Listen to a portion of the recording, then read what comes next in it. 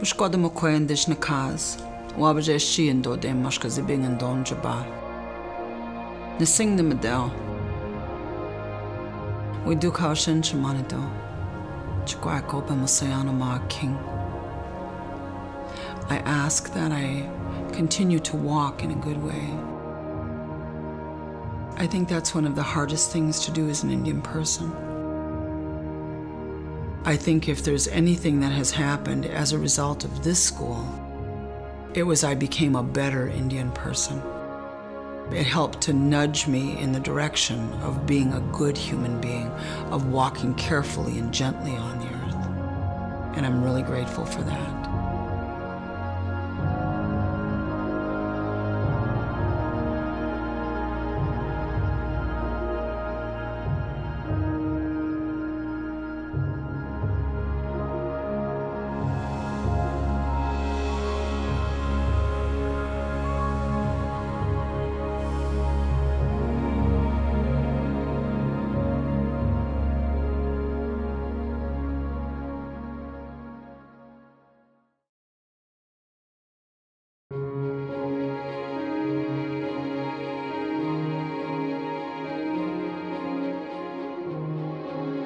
The whole idea of a community college in Cloquet, the conversation for it started years and years and years ago.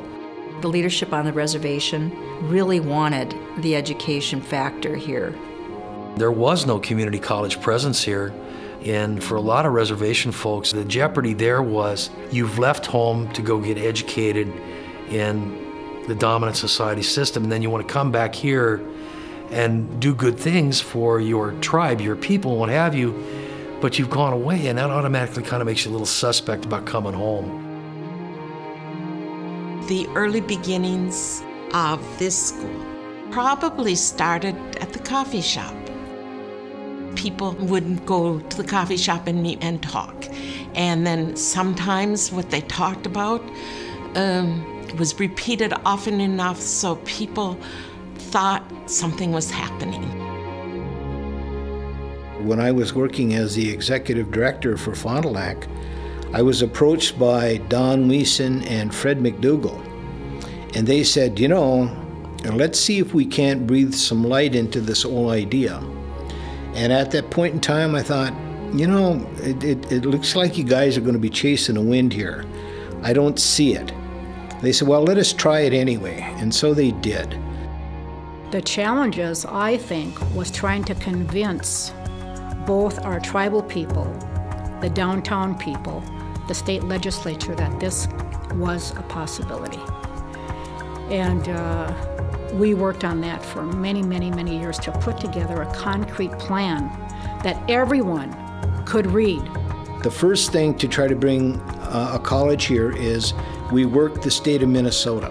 We worked it for a community college, and then we also worked for a tribal college. One is a federal program, the other one was a state program. And we were successful at the state level of getting some dollars. There was a task force that was set up to explore the idea for having a college in this community. And then through work of this task force, they were able to open Fond du Lac Tribal and Community College Center. We were an extension of Mesabi Community College, and basically we offered their curriculum at the time.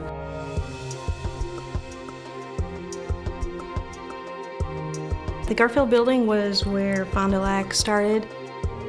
It was unique.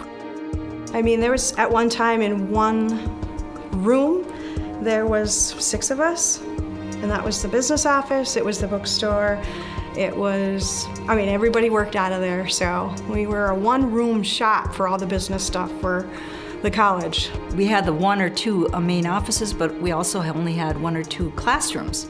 One of the classrooms was a large one in the basement that was separated by a folding door, so that when 2 classes were being conducted at the same time, you could hear the other instructor talking. And one of our instructors, I remember, was very vociferous and would pound and so forth. And so sometimes the other classes would kind of think, oh, what's going on over there? Our student body back then was very, very non-traditional. probably the most prevalent demographic we had were female students in their mid-30s to mid-40s, and you had better have your stuff together in a classroom, because these women would chew you up and spit you out if you're trying to sell them a big load of crap. You had to be on your toes all the time and know what the hell you talked about. And it really was quite demanding. The Garfield building, as a community center, I think was a good place to start, because it was inviting. It had this whole essence about it, but it wasn't the building. It was all about the people. Back in the Garfield days, there were so few of us that we had to be very cooperative in what we did, which is not to say we didn't have conflicts from time to time, but I think we all understood that we were all moving in a same direction to build this place. At that point in time, we grew a little bit, and we were able to take the planning dollars we had, submit our report to the state legislature, and then garnish the votes necessary to get funding for a campus. But it wasn't that easy, because we had the dollars, but they weren't in our hand. There was a change in leadership at the state. The new governor coming on said he wanted to look at the state budget, put everything on hold.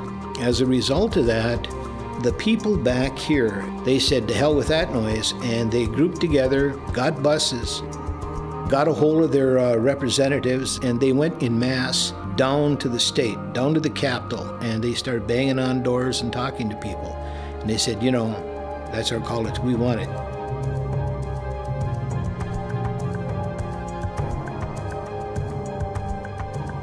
The significant people that really made a difference was our former chairman, Bill Hoole, Chuck Smith, Don Weeson. We had Marianne Walt, Ruth Myers, who was on the school board in Duluth, joined in. And then, of course, we got the support of Representative Mary Murphy. We had Sandra Shabayash. We had Mike Rabideau. And we had this great group of people, plus we were blessed with one of the best lobbyists, Randy Azuma, that I've ever worked with. And I must say that had it not been for Senator Florian Chmielewski, at about 2 a.m. in the morning, tacking on our little $6.9 million bill into a larger bill and getting it through, I'm not so sure that we would have gotten the money that year. I was involved in that planning with the tribe and with the community from the very beginning, and I listened to all of them, and they certainly convinced me that there was an underserved area and they wanted something to happen, and we helped make it happen. Of all of the things that happened under my watch, I have to say that the Fond du Lac Community College becoming a reality was actually the number one. I know there are all kinds of other projects that were immense projects, but this one is really the most outstanding, and I just want to congratulate this college for what they've done, and they're filling a wonderful void for providing good quality education to this community.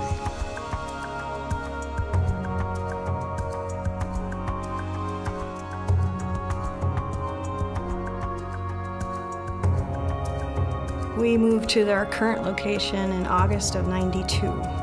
I remember that. That was exciting. Leaving the Garfield building, one semester ending, and then coming to the new building the very next semester. I mean, I remember walking into the halls and going, oh my God, look at this, wow, wow. Because the Garfield building was small rooms with little teeny desks.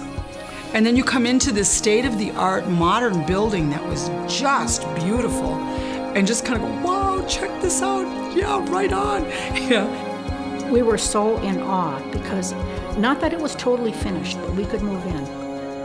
And wow, colorful, circular, beautiful classrooms. And of course, no matter where you go in this building, almost everywhere you can look out the window and see trees. It was just like a dream. I don't think you could have wiped a smile off people's face. I mean, they were so happy, and the building's so beautiful. It's very different, you know, architecturally. And in 1992, I remember getting very emotional. It just was an exciting time to actually know that we had a real building, and you know, sometimes people might not have recognized us as a true college. People like in the system, you know, other colleges. But now we had our own building, and we had had a place to be finally.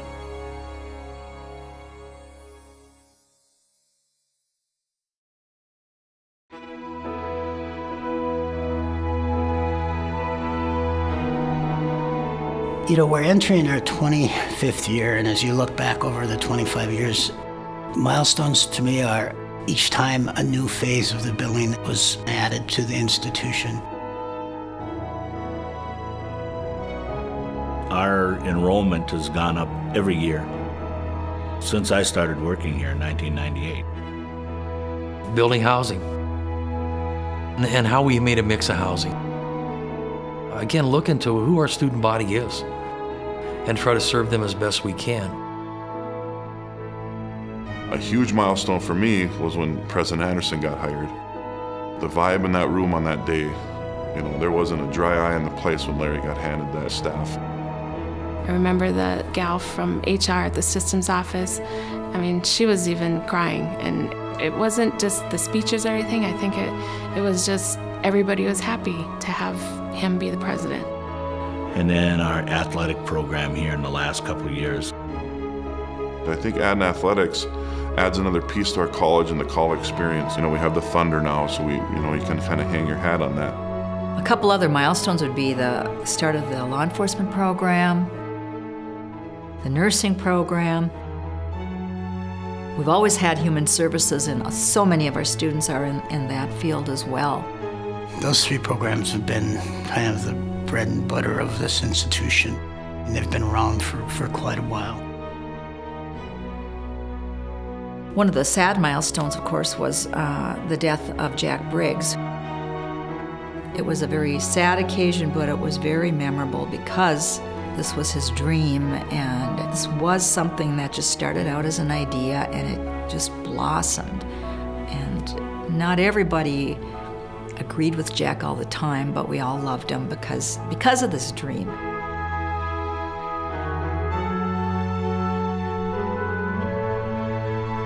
Without Jack Briggs, this college wouldn't be here today. There may be something similar to it, but it wouldn't be what it is today. Jack Briggs means everything to this institution. He was fearless. He had a sense of humor. I call him the trickster. He was a vision person. He always wanted to be on the cutting edge of things. He always said, go do whatever you do, whatever the hell that is, and have fun. If you need help, let me know. And somebody gives you a hard time, let me know. He had charisma. He did something to a room when he walked in. He was good. Jack was an incredible leader and politically very astute. If you could give him your vision of how things ought to be, Jack would take that and he would make it his own and then sell it. And he was very good at that. We could go out to Washington, D.C. to lobby. Here's Jack, he's got a BA degree, working on his master's. He could go out there and lobby with the best of them. He was always mindful of what the reservation wanted and what the tribal council wanted, yet he still had to meet the direction of what the systems office or his bosses needed.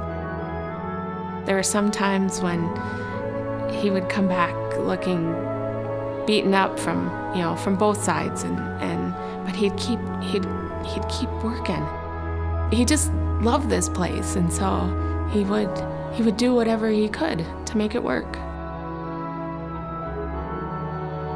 Jack would be proud of the college, the community, where Fond du Lac has gone. I think he'd be surprised that some of the old faces are still here, and that people that were here from the beginning not only are still here, but have become instrumental in the operation and ongoing development of this institution. He'd be excited about how our academic programs have grown and the number of students, and that we have sports programs now. He'd be mad if we don't have hockey, but you know what? The first thing that he would say is, what are we going to do next? What you going to do tomorrow? How are we going to keep improving this institution? How are we going to keep people from eating our lunch, or how are we going to be extraordinary? When he died, I did write a poem about him, and I can't recite it verbatim, but I did, because he used to always use this word, extraordinary. He used to always say that. Extraordinary, extraordinary, that was his word, and so I wrote a poem that was titled that, and I guess that's what we could say, that he was extraordinary.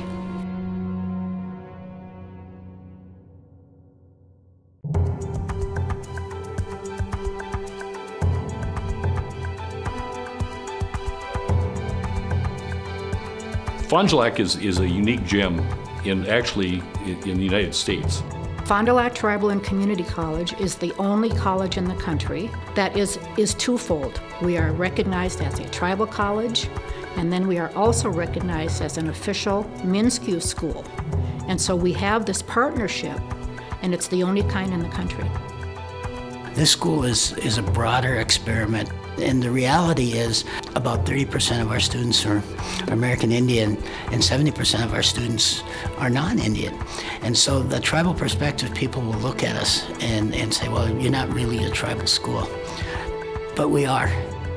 If you look at this building, the architecture, the symbolism, everything here is set up in a way where the tribal piece is recognized as being at least equal. We graduate a huge population of American Indian students, and it's very comparable to any institution in the state, and that includes other tribal colleges. Students come from across the United States to come here. Students come from certainly within Minnesota to come here because we're a tribal and community college. I think Fond du Lac is unique because it has a part of its mission, a meeting of cultures. It identifies that people come from different places and that they bring with them other ideas, other things, other strengths that we can learn from. I think it's interesting. We combine all these people from all these segregated communities, and you would think that it wouldn't work. And instead, we are pluralism at its best. As far as who we are and what we should be, I think about being a place that has a very eclectic group of people, well-versed in higher education, academics, what have you, who genuinely care about people. We have an absolutely great faculty and staff here. I'm just proud that I'm allowed to come here and come to work every day. I do feel a lot of pride in working for Fond du Lac Tribal and Community College. I think that pride that everybody has about this place it's pretty neat. You know, it's just the way you feel around this place, and everybody really cares about why we're here. This is a place of hope. It's a life center. It has a soul. It has a spirit.